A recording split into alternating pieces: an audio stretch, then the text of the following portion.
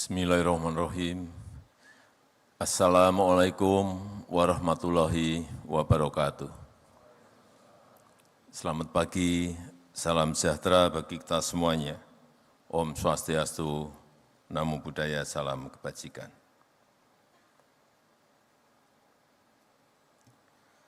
Yang saya hormati Ketua dan Pimpinan Lembaga-Lembaga Tinggi Negara yang hadir, yang saya hormati para Menteri Kabinet Indonesia Maju, Gubernur DKI Jakarta, yang saya hormati Direktur Utama BNI, beserta jajaran komisaris dan keluarga besar BNI, yang saya hormati Eksekutif Chairman B-Universe, Bapak Enggar Tiasto Lukito, Bapak Ibu hadirin dan undangan yang berbahagia.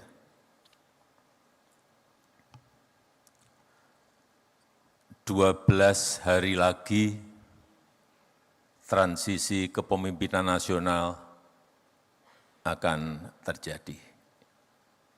Tanggal 20 Oktober yang akan datang, Bapak Jenderal TNI Purnawirawan Prabowo Subianto akan dilantik sebagai Presiden Republik Indonesia. Yang saya senang, sejak beliau terpilih sebagai Presiden terpilih,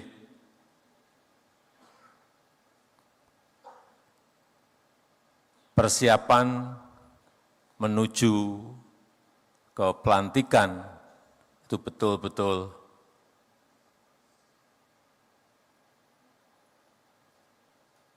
secara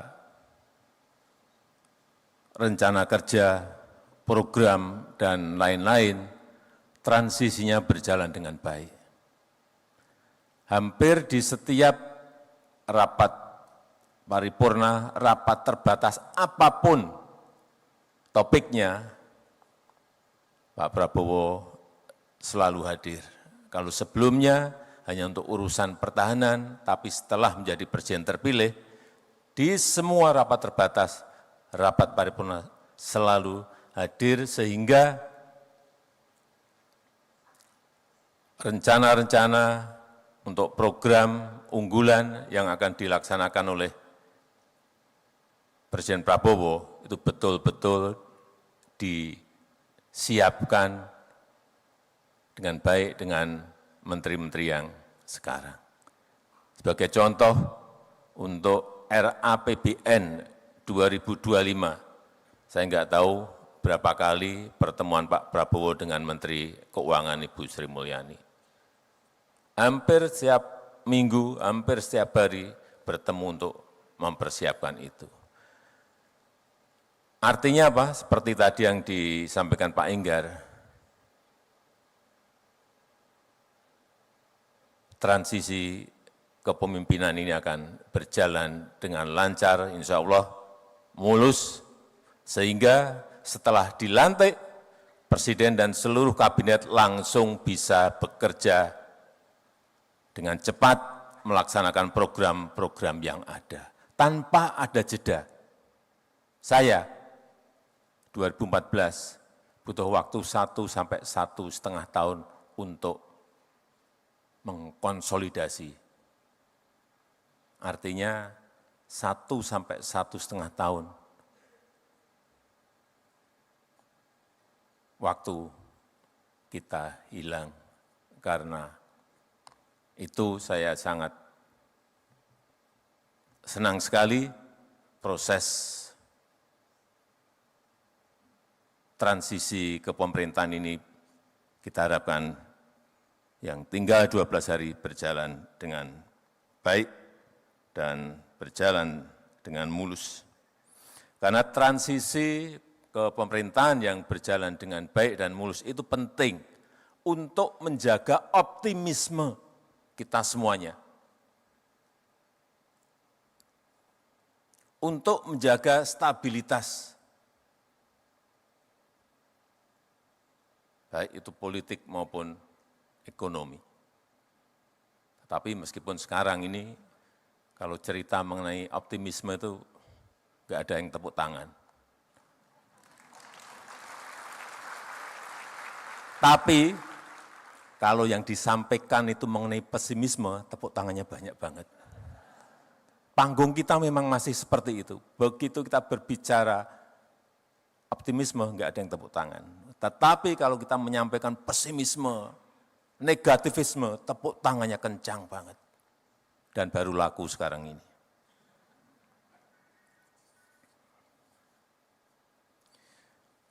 Karena kita tahu sekarang kita telah masuk ke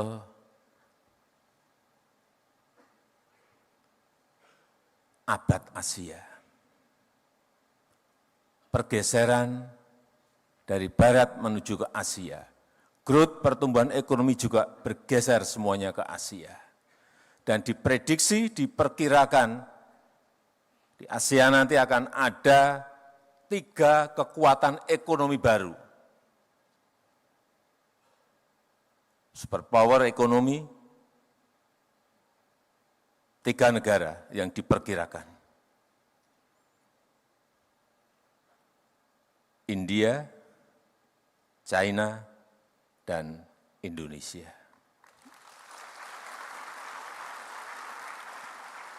Sekali lagi, ketiganya ada di Asia. Tapi hati-hati untuk menuju ke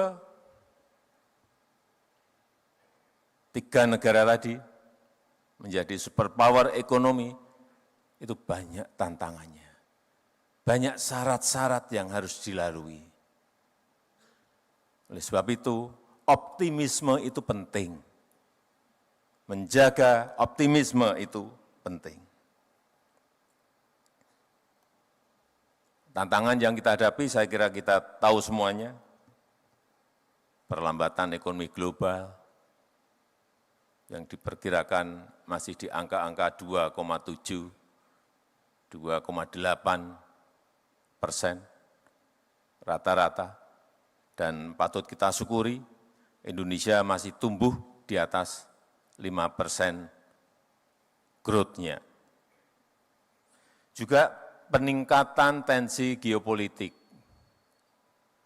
Perang Ukraina belum selesai, masuk perang Israel, Palestina, tambah lagi Israel, Lebanon, tambah lagi Iran dengan Israel, ketidakpastian ekonomi dunia semakin tidak jelas.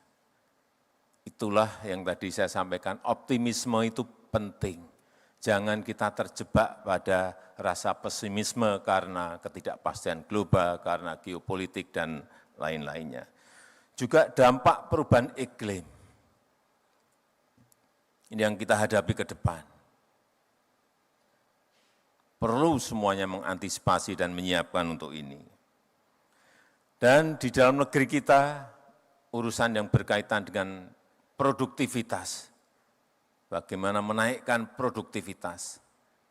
ICOR kita, semuanya menjadi PR besar bagi pemerintahan yang akan datang. Tetapi di sisi lain, kita memiliki modal besar. Memiliki modal besar. Pertumbuhan ekonomi yang tetap terjaga di atas 5%. Kuartal kedua 2024 kita masih tumbuh 5,08%. Inflasi yang terus bisa kita kendalikan di angka 2-3%, ini juga merupakan modal yang sangat baik. Keyakinan konsumen, saya tadi pagi mendapatkan angka, tetap di level optimis di 124,4. Kemudian juga spending index kita, trennya meningkat. Kalau kita lihat di kuartal ketiga 2024, di 234,8, di kuartal ketiga 2023 145,8. Artinya secara year on year naik sangat tinggi sekali. Dan saat ini GDP per kapita kita sudah mencapai 5.060. 5.060. Dan kita harapkan 5 tahun ke depan bisa berada di atas 7.000. 10 tahun ke depan bisa di atas 9.000 dan seterusnya. Inilah yang harus kita jaga. Asal pertumbuhan ekonomi kita bisa di atas 5% atau sesuai yang sering disampaikan oleh Pak Prabowo bisa mencapai target 8%, itulah yang akan mempercepat negara kita Indonesia bisa masuk menjadi negara maju.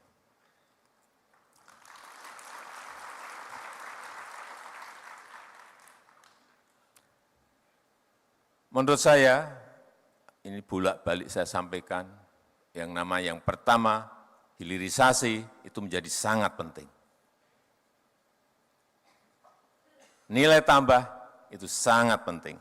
Tetapi yang kedua juga digitalisasi juga menjadi hal yang sangat penting. Satu, hilirisasi, yang kedua digitalisasi. Digitalisasi yang namanya data center itu menjadi wajib segera kita miliki. Yang kedua, data analitik yang akan bisa kita menganalisa angka-angka dan lain-lain secara cepat. Juga yang berkaitan dengan digital infrastructure. Infrastruktur digital ini sangat penting sekali. Dan yang berkaitan dengan digital payment system. Ini namanya perbankan, saya kira sudah masuk ke sana semuanya. Saya ingin cerita lagi mengenai hilirisasi. Nikel saya sudah sering berbicara. Tapi perkembangan sampai saat ini saya senang karena dari nikel ore ke nikel pig iron, kemudian masuk ke nikel matte dan stainless steel itu sudah kejadian. Jadi sendok, panci, pipa, dan lain-lain. Kemudian yang nikel ore ke HPAL, kemudian menuju ke prekursor, cathode, dan sel baterai, itu juga sudah kejadian. Artinya barang-barang ini sudah diproduksi oleh industri-industri kita. Akibat dari kebijakan hilirisasi yang kita lakukan. Lompatannya kelihatan sekali.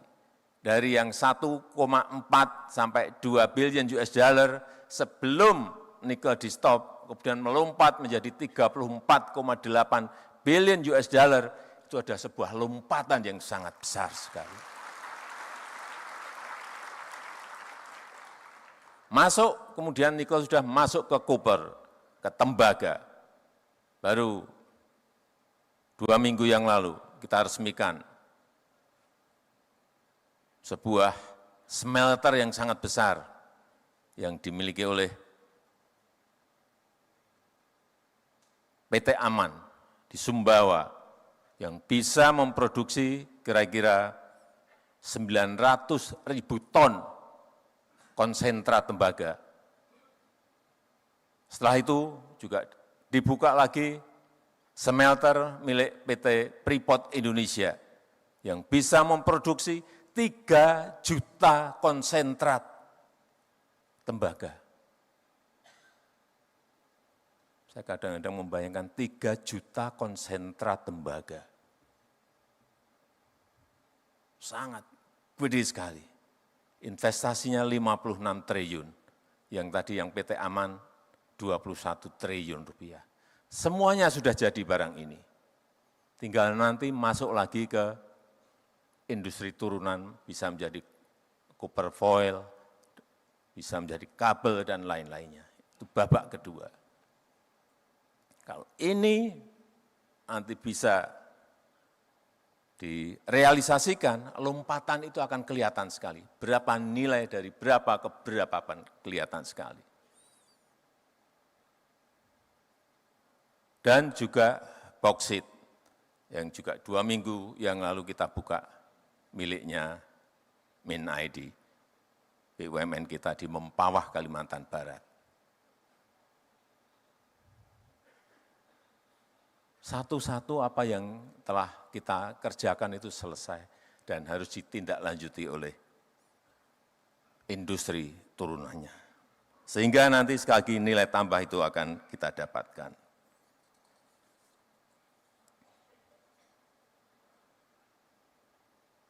Nikel sudah, tembaga sudah, boksit sudah, nanti masuk ke timah dan lain-lain.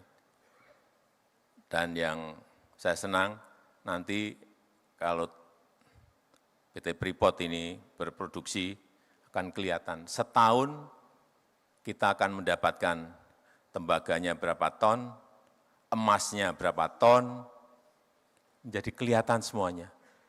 Perkiraan kita setahun akan mendapatkan 50 sampai 60 ton emas. Yang sebelumnya lebih dari 50 tahun, karena kita belum ambil alih PT Freeport, emasnya itu larinya kemana kita enggak tahu. 50 ton emas per tahun.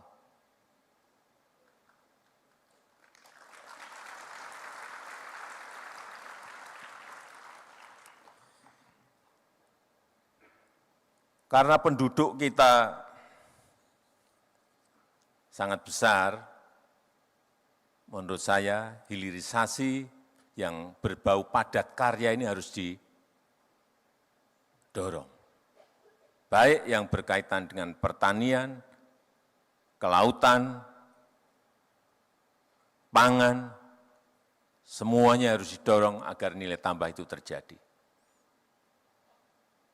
Kopi jangan diekspor mentahan, raw material. Kakao jangan diekspor, raw material. Lada jangan diekspor raw material.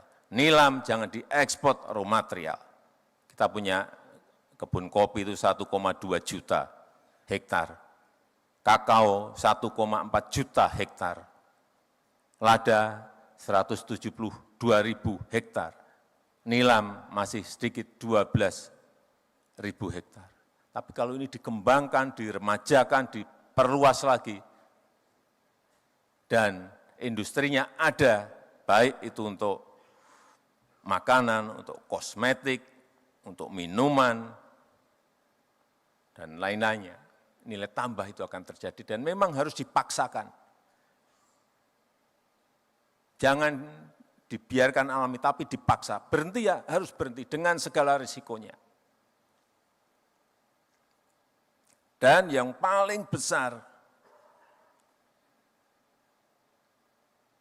kekuatan kita nanti ke depan adalah di rumput laut, seaweed. Karena kita memiliki pantai pesisir sepanjang 80.000 lebih kilometer. Dan yang hidup di situ adalah rakyat kita, nelayan kita, yang memang harus di-empowering, harus diberdayakan. Kalau kita bisa masuk ke sini dengan rencana taktis yang baik, dengan strategi taktis yang baik, karena ini rumput laut bisa menjadi pupuk organik, bisa menjadi kosmetik, bisa menjadi makanan, dan terakhir bisa menjadi bioaftur.